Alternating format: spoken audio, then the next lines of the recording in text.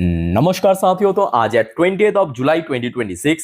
दोस्तों बाजार आज शुरू से लेकर क्लोजिंग तक देखिए नेगेटिव में जरूर था और नेगेटिव में क्लोजिंग दिया लगभग 24,238 पॉइंट पे, अराउंड 0.39% गिरावट के साथ। पर दोस्तों मुझे ऐसा क्यों लगता है कि आज आप मार्केट से बहुत खुश हो? कमेंट करके बताना, क्योंकि आज आपकी पोर्टफोलियो दोस्तों रिकवर हुआ होगा। इसके पीछे एक बहुत बड़ी कारण क्या है? जो लास्ट डे आपको मैं कहा था, मतलब फ्राइडे के दिन क्या हुआ था? मार्केट रिकवर किया था पर आपके पोर्टफोलियो गिरा था। बट आज क्या है? ठीक उसके ऑपोजिट, मार्केट में गिरावट हुआ बट आपके पोर्टफोलियो रिकवर किया। इसके पीछे कारण क्या है कि आज mainly mid cap, small cap, micro cap और बहुत सारे ऐसे तमाम लार्ज कैप शेयर में रिकवर हुआ। और मेनली जो आज मार्केट में गिरावट हुआ, जो आपको मैं लास्ट डे भी कहा था कि आज मार्केट डिसाइड करेगा उन्हीं सब चुनिंदे कंपनी की शेयर जिसका वेटेज सबसे ज्यादा और रिसेंटली जिसके रिजल्ट आउट हुआ। यानी एचडीएफसी बैंक 4-5% क्रैश कर गया, आईसीआईसीआई बैंक बढ़िया रिजल्ट किया चल गया, एक्सिस कोटक गिर गया, पीएनबी अच्छा रिजल्ट किया चल गया, रिलायंस इंडस्ट्री थोड़ा वोलेटाइल था। मेरा बात समझ आ रहा है? तो जिस वजह से बैंक निफ्टी में इंपैक्ट भी वैसा ही था। बैंक निफ्टी अगर आप देखेंगे शुरू बहुत नीचे किया था बट उसके बाद देखिए धीरे धीरे रिकवर किया। कुछ समय के लिए लग रहा था कि शायद आज 58,000 को होल्ड कर जाएगा, अनफॉर्चुनेटली नहीं कर पाया, थोड़ा सा नीचे आके क्लोजिंग दिया, बस थोड़ा सा ही नीचे। और परसेंटेज इस बात करें ऑलमोस्ट 1% के आसपास, 0.98% नीचे। अब देखिए इसके पीछे मेन कारण वही है आपकी एचडीएफसी बैंक। एचडीएफसी बैंक की वेटेज अगर आप देखेंगे निफ्टी में मोर देन 11%, ऑलमोस्ट 12% के आसपास। साथ में आप एक्सिस को जुड़ लीजिए, साथ में कोटक को जुड़ लीजिए, है ना। तो यही वजह है कि आज मार्केट वीक था और आपके पोर्टफोलियो रिकवर किया। और रिकवर मतलब कि आज बहुत अच्छा रिकवर किया। आई डोंट नो कि कितना परसेंट आप लोगों का रिकवर किया, कमेंट करके जरूर बताना। बट मेरे हिसाब से रिकवर तो बहुत जबरदस्त होना चाहिए। क्यों, मैं आपको समझाता हूं। देखिए एकदम फैक्चुअली समझाऊंगा। देखिए निफ्टी डाउन था। निफ्टी आईटीज, मैं कहूंगा आज आईटीज उतना डाउन नहीं था। आईटीज में एक आध जो बड़े कंपनी उसमें थोड़ा सा वीकनेस था, अदरवाइज उतना डाउन नहीं था। अब देखिए आप निफ्टी नेक्स्ट 50 में आज 0.88% की रैली हुआ। समझ आ रहा है बात? जो आपको मैं अभी अभी कहा, बैंक वीक था। अब आप देखिए मिड कैप जो 100 है, मिड कैप 100 इंडेक्स 0.60% पॉजिटिव में क्लोजिंग दिया। फिर निफ्टी 500 ये भी फ्लैट क्लोजिंग। निफ्टी 100 इसमें भी कोई बहुत बड़ा गिरावट नहीं हुआ। बट निफ्टी मिड कैप 50 की बात करें, ये देखिए रिकवर कर गया। दिख रहा है ना मिड कैप और स्मॉल कैप कैसे रिकवर किया है? देखिए Nifty infra, energy, FMCG, MNC, pharma सब एक साइड में रिकवर किया। पीएससी सेक्टर, पीएसयू बैंक ये भी आज रिकवर कर गया। ऑटो सेक्टर वीक जरूर था बट बहुत वीक नहीं था। बाकी बात करें मेटल सेक्टर आज रिकवर किया। स्मॉल कैप आज बहुत शानदार रिकवर किया। कम्युनिटी सेक्टर रिकवर कर गया। कंजप्शन सेक्टर रिकवर कर गया, जैसे कि यहाँ पे आप देख सकते हो स्क्रीन के ऊपर। बाकी बात करें सीपीए सेक्टर, ये भी रिकवर किया। यानी कुल मिला के बात करें कि आज कुछ ही चुनिंदे कंपनी एंड बैंक्स की शेयर्स की वजह से मार्केट वीक था और खास करके बैंक निफ्टी वीक था। बट ओवरऑल जो मार्केट की आउटलुक आज काफी पॉजिटिव था। और खास करके दोस्तों ये देखिए, आप ध्यान से नोट करना, लगभग 12:50 पे निफ्टी 50 की पोजीशन कहां पे था? 24,142 पॉइंट पे। नोट करना। उसके बाद सडनली जो स्पाइक हुआ ना, उसके पीछे एक जियोपॉलिटिकल कारण है, आगे हम एक्सप्लेन करेंगे। समझ आ रहा है बात? चलो आगे बढ़ते हैं यहां से। अच्छा, सबसे पहले देखिए फ्राइडे नाइट को हमने देखा था Dow Jones and Nasdaq obviously negative में क्लोजिंग दिया था, भले ही सुबह इंडियन मार्केट पॉजिटिव में क्लोजिंग दिया होगा। बट दोस्तों वही जो कारण जो भी आपको मैं कहा कि 1 बजे के बाद क्यों मार्केट एकदम से स्पाइक कर गया, उसी सेम रीजन के कारण अगर आप देखेंगे डॉ जोन्स की फ्यूचर सुबह से पॉजिटिव नहीं था। सुबह से ये देखिए नीचे की तरफ मूवमेंट, बट सडनली स्पाइक करके अभी देखिए 0.21% ऊपर चल रहा है, पॉजिटिव में चल रहा है। और दूसरी तरफ नैस्डैक की फ्यूचर्स भी अगर आप देखेंगे सुबह डाउनसाइड मूवमेंट दे रहा था, सडनली जब जियोपॉलिटिक्स में वो खबर आया एकदम से ऊपर स्पाइक कर गया, एकदम से स्पाइक कर गया। वही एक ही खबर की वजह से 1 बजे के आसपास जो आउट हुआ। अभी देखिए लगभग 0.75% पॉजिटिव में चल रहा है। तो मतलब आज रात में यूएस मार्केट पॉजिटिव में ओपन होने का ही मोस्टली चांस है। तो इस बारे में ऑब्वियसली आपको मैं रात की 10:30 की वीडियो में जैसे जानकारी देता हूं, आज भी दे दूंगा, डोंट वरी, ठीक है? बस आप फॉलो करते जाइए मुझे। अच्छा, बाकी रह गया आपके एशियन मार्केट। तो एशियन मार्केट में जापानीज मार्केट क्लोज था, वहां पे कुछ नेशनल हॉलीडेज की वजह से बंद था मार्केट। अदरवाइज फ्राइडे तो काफी गिरा था जापानीज मार्केट। चाइनीज मार्केट आज ओपन था बट एज सच कुछ बहुत ठोस रिकवरी देखने को नहीं मिला। मतलब जिस रेट में एक्चुअली गिरा था उस रेट में रिकवर नहीं किया, बट कुछ हद तक रिकवर किया है। हांगकांग की मार्केट आज ओपन था और ऑलमोस्ट डिसेंट रिकवर कर गया, 2% 3% की रेंज पे। साउथ कोरियन मार्केट आज ओपन था but again south Korean market में गिरावट हो रहा है। वो जो आप लोग पूछते हो ना कि क्यों सर आज आपके डेटा सेंटर या बेस्ड कंपनी में गिरावट हो रहा है, तो एक्चुअली उसका जो हाइप है वो जितना कम होता जा रहा है उतना ही आप देखिए साउथ कोरियन मार्केट भी डाउन होता जा रहा है। और दोस्तों यकीन कीजिए ये इंडियन मार्केट के लिए एक वरदान है। क्यों पता है?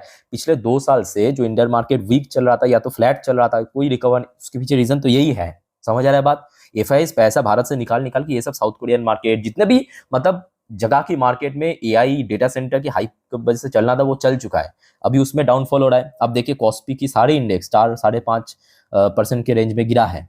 KRX वगैरह सब आज गिरा है। लास्ट डे भी गिरा था बहुत, आज भी गिरा है। इंडियन मार्केट उस हिसाब से मैं कहूंगा अच्छा था। आज अगर बैंक चल जाता, मतलब जो बड़े बैंक की रिजल्ट आउट हुआ, तो रिजल्ट की इंपैक्ट तो पड़ेगा ही। और बात यह है कि उसमें वेटेज सबसे ज्यादा है। ताइवानिश मार्केट भी आप सेम देखिए, आज ओपन था बट वीक था। ऑस्ट्रेलियन मार्केट आज फ्लैट था, इसको आप बहुत वीकनेस कह नहीं सकते। ये खचरा भी आज काइंड ऑफ फ्लैट था।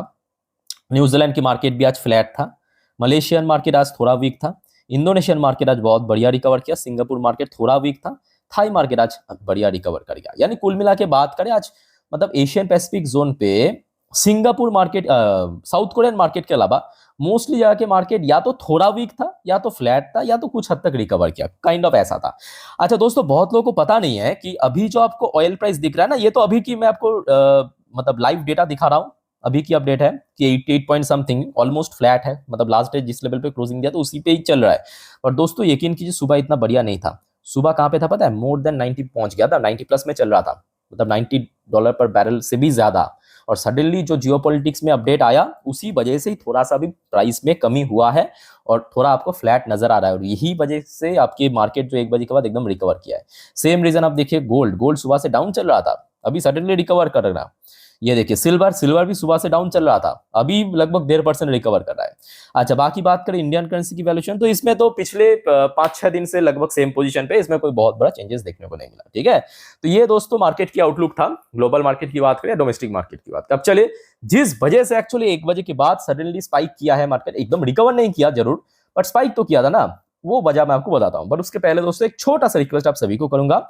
दोस्तों प्लीज चैनल को सब्सक्राइब करके रखिए। यहाँ पे आप देख सकते हो सब्सक्राइब बटन, उसके बगल में जो बेल आइकन है उसको भी क्लिक करना, ताकि जब भी मैं वीडियो अपलोड करूं तुरंत आप तक पहुंच सके।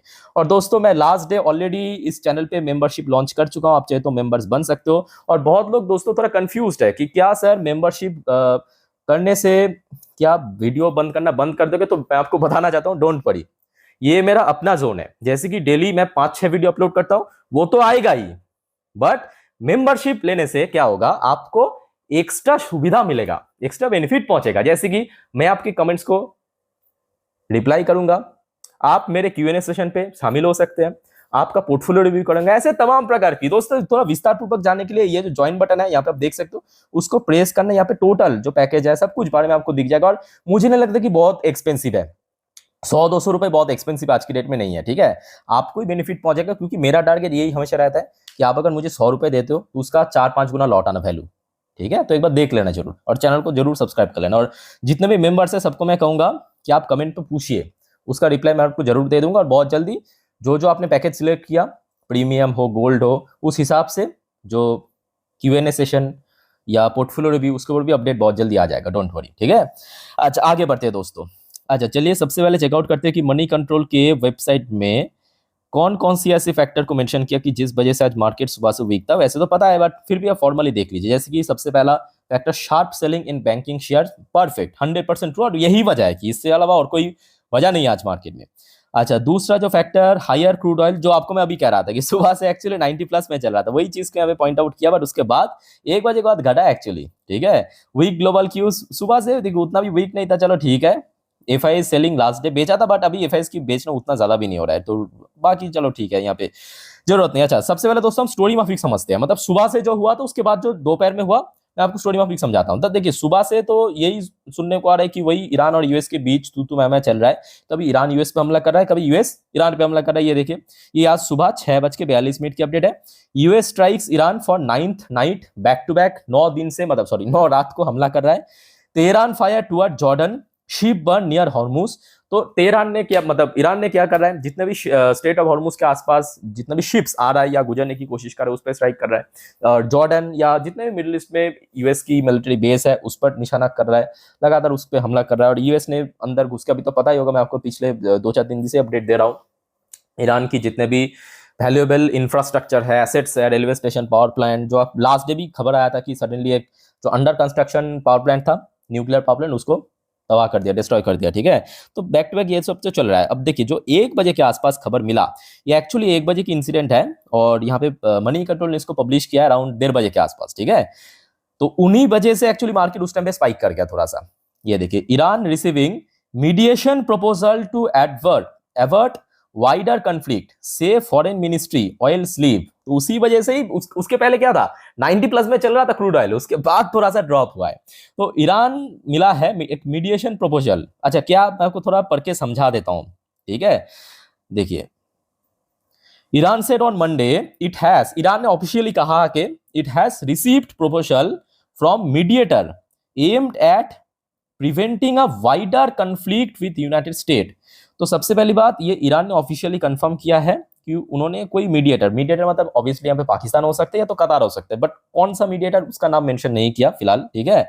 उनके तरफ से एक ऐसा प्रपोजल रिसीव किया है ताकि यूएस के साथ जो फिलहाल कंडीशन चल रहा है या सिचुएशन चल रहा है वो और ज्यादा फैल ना जाए, मतलब वॉर जो है और ज्यादा बहुत भयानक रूप ना ले ले, ठीक है। Indicating that diplomatic channels remain active despite the ongoing military confrontation.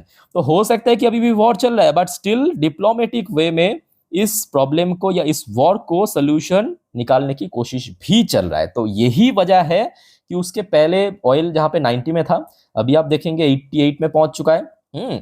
तो ऑयल प्राइस में ड्रॉप हुआ, आपकी कमोडिटी मार्केट में रिकवर हो रहा है, गोल्ड सिल्वर रिकवर किया, और वही वजह है कि आप देखेंगे ठीक 1 बजे के बाद एकदम से मार्केट भी ऊपर स्पाइक किया। बट हाँ, क्योंकि भारत की कुछ बैंक्स वीकनेस चल रहा था उस टाइम पे, लगभग एचडीएफसी बैंक जितना मुझे लास्ट टाइम देखा 4.5% नीचे था, एक्सिस बैंक भी लगभग उतना ही। उसी वजह से actually market ultimately total recover नहीं कर पाया। क्लियर हो चुका है, चलो आगे बढ़ते हैं। एक और दोस्तों छोटा सा अपडेट रह गया, देखिए ईरान वॉर्न। अब देखिए ईरान की तरफ से भी एक वार्निंग दिया यूएस को, ये अभी की अपडेट है 3:46 की अपडेट, यूएस अगेंस्ट ग्राउंड। अब देखिए एक न्यूज ऐसा भी चल रहा था कि शायद ये जो खर्ग आइलैंड है, खर्ग आइलैंड दोस्तों सबसे पहले चर्चे में आया था मार्च में। खर्ग आइलैंड क्या है, ये ईरान की एक बहुत बड़ी एक्सपोर्ट मतलब प्रोडक्शन भी बहुत ज्यादा होता है तेल की, और यहाँ से एक्सपोर्ट भी होता है, ठीक है। तो यूएस चाहते हैं कि इसको ग्राउंड इन्वेट करना, मतलब ग्राउंड से ना वहां पे डिप्लॉय करके उसको दखल करना या एक्वायर करना।